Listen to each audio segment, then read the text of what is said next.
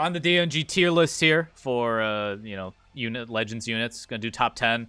I changed it so it just says 1, 2, 3, 4, 5, 6, and then these are the 10 units. Like, I don't really think anyone else could fit in. Maybe TV could slot in at 10 if you really made an argument, but I don't think anyone else really does. Yeah, no, not really. Not really. So, all right. I think at number 1, I'm going to go Gogeta Blue. I don't think that's a crazy one. I don't think anyone's blown away by this. Let's go Gogeta Blue. Like, man's just insane. You can't use blast cards against him most of the time unless you have 17, because then you just get slapped by a blue card unless 17 takes away his buffs. So, I think that's pretty safe, putting him at 1. Number 2, though, 17. 17. Honestly, you can make a case for 17 being number 1.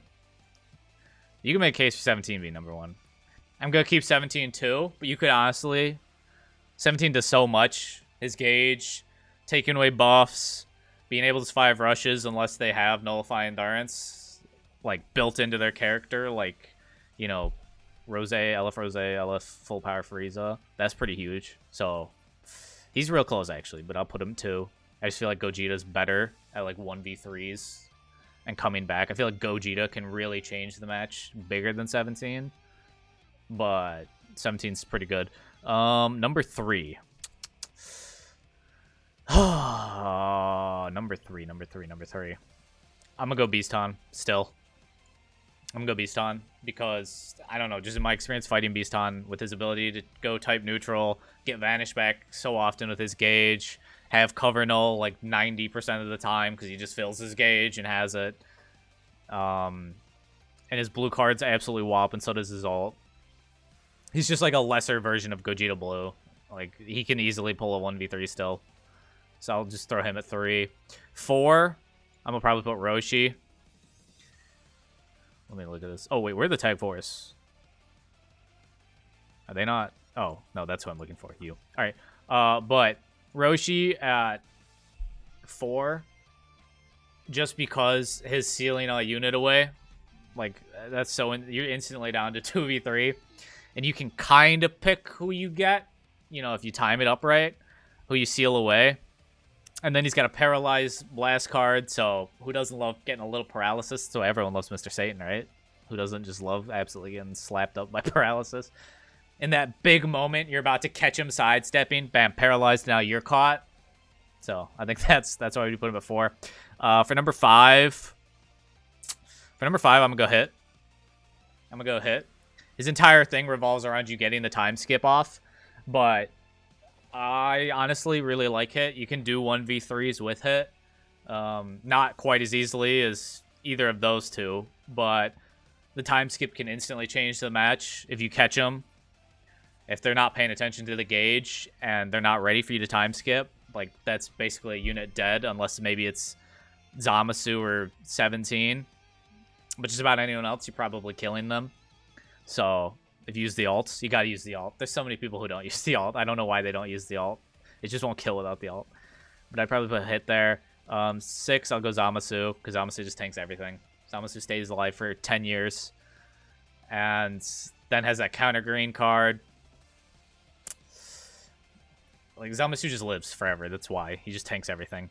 Number 7...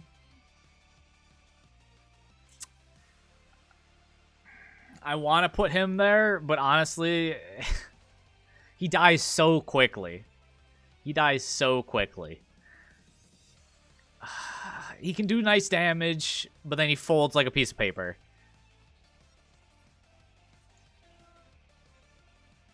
I'm going to put Tag 4s above him. I'm going to put him at 8 and Tag 4s at 7.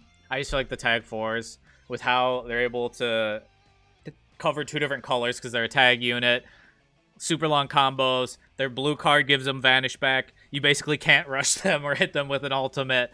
They just escape everything. They have cover null for so long until, like, you lose a unit, which then you're already down a unit, which is not good for you. Just they have so much utility, so I'll put them there. Then I'll put Rev UI. I don't know, like, I want him to be better, but he just dies so quickly. All he's good for is that he has a revival, and he can stall because he has the UI gauge when he revives. If he gets touched, he's dead, though. Like, he's just dead. which is so unfortunate. He, like, already needs a defensive plat equip, I feel. I don't know. 9, I'm going to put LF4 Ku. Man can absolutely go nuclear on you with that ultimate. Absolutely wipe you off the map. Unless it's, like, a red unit. Otherwise, he like, eradicates. And then 10. 17 or Pan. Both of them are equally just annoying support-type units. 17 or Pan, that's kind of tough. I'm going to put them both there. They're the same to me. I'm going to just throw them both in there. They can both share it. They're like the same thing. They both just are super annoying. They come in every 2 milliseconds. 17 heals. He's like a full health all the time, I swear. I swear I kill, like, I take off 90% of his health, and then he's just back to full health next time he comes on the battlefield. He locks you in for 2 counts on main, can nullify endurance. And then Pan just, you fight Pan every other match, man, with Beast Han. And then Beast Han's able to swap back in every 2 milliseconds because of Pan. Pan has 10 billion green cards to pause time, which just annoys the shit out of me. And she gets a blue card. So yeah, I think that's what I'd do. I don't know, I feel like that's not too crazy. I feel like I'm not making any waves here.